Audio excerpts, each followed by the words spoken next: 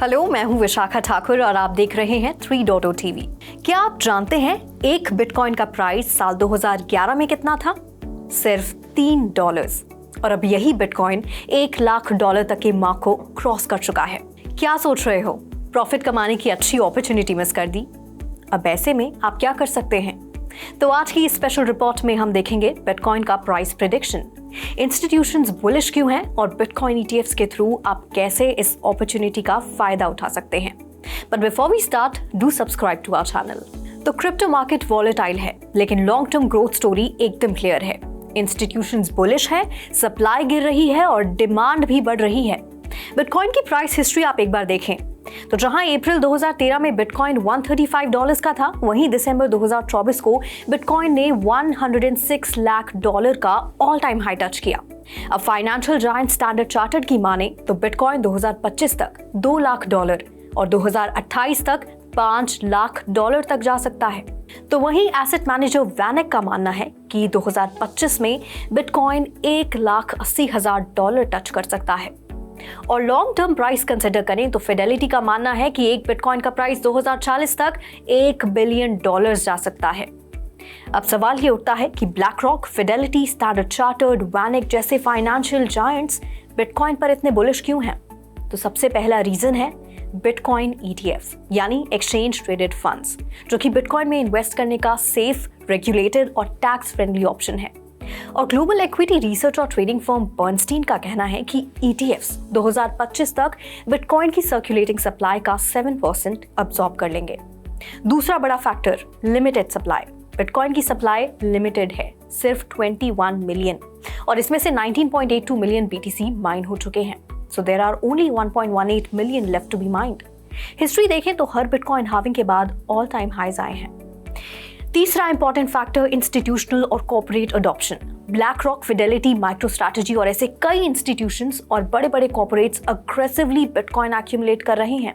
In fact micro strategy के CEO Michael Saylor का कहना है कि अगले 21 सालों में बिटकॉइन $13 मिलियन तक जा सकता है। अगला इंपॉर्टेंट फैक्टर है ग्लोबल बिटकॉइन डिमांड, जो कि लगातार बढ़ रही है। तो US, यूरोप और मिडिल ईस्ट में बिटकॉइन को रिजर्व एसेट माना जा रहा है और एल साल्वाडोर के बाद और भी कंट्रीज बिटकॉइन को अपनी ट्रेजरी में रखने की सोच रही हैं। और सबसे important factor macro economic conditions. तो बिटकॉइन एक डिजिटल गोल्ड बन रहा है और इन्फ्लेशन हेज की तरह काम भी कर रहा है। अगर इंटरेस्ट रेट्स कट होते हैं तो बिटकॉइन और भी बुलिश हो सकता है। अब अगर इतने बड़े बड़े इंस्टीट्यूशंस पूरी रिसर्च के साथ बुलिश हैं, तो क्या आपको भी लॉन्ग टर्म माइंडसेट नहीं रखना चाहिए? अब बात करते हैं इन्वेस्टमेंट की। अगर बिटकॉइन लेना है तो दो ऑप्शंस हैं। Option 1, direct bitcoin investment. आप बिटकॉइन एक्सचेंजेस से बाय कर सकते हैं, लेकिन प्राइवेट कीज और वॉलेट सिक्योरिटी का ध्यान रखना होगा। हैक्स और टैक्स कॉम्प्लिकेशंस भी हैं। Option 2, bitcoin ETFs, simple and regulated. आप स्टॉक मार्केट से इजीली बिटकॉइन ETFs बाय कर सकते हैं बिना वॉलेट या सिक्योरिटी टेंशन के। ये सेफ, रेगुलेटेड और टैक्स फ्रेंडली ऑप्शन है। इंटरेस्टिंगली टॉप बिटकॉइन ETFs जैसे ब्लैक रॉक के IBIT, फिडेलिटीज FPTC, वैनिक्स, हॉडल और ग्रेस्केल के GBTC ने 6 मंथ्स में 76 to 77% का रिटर्न दिया है। तो बिटकॉइन ETFs की और एडवांटेजेस जानने के लिए let's go to mister Srinivas L, the managing director and CEO of 9 Point Capital. Bitcoin ETFs have a very inherent advantage over directly getting exposure to Bitcoin by itself. That's true more for Indian investors. I think I would classify the advantages into 4 buckets. Number 1 being the accessibility and efficiency. You would be able to access it just like how you would buy your stocks. The second is the regulatory oversight and security. Bitcoin ETFs are highly regulated. The custodians of the ETFs, the underlying Bitcoins, are custodied by regulated custodians. And the security is something that you don't have to worry about. Vis-a-vis owning a Bitcoin, where in your own wallets, where you'll always have to keep worrying about the security of the keys. The third one would be the tax efficiency. That's primarily because as Indians, we all know that you do have exposure to Bitcoins as VDA, which carries a implied tax and a TCS of almost tax of 30% and TCS of 1%. And the most important thing is liquidity.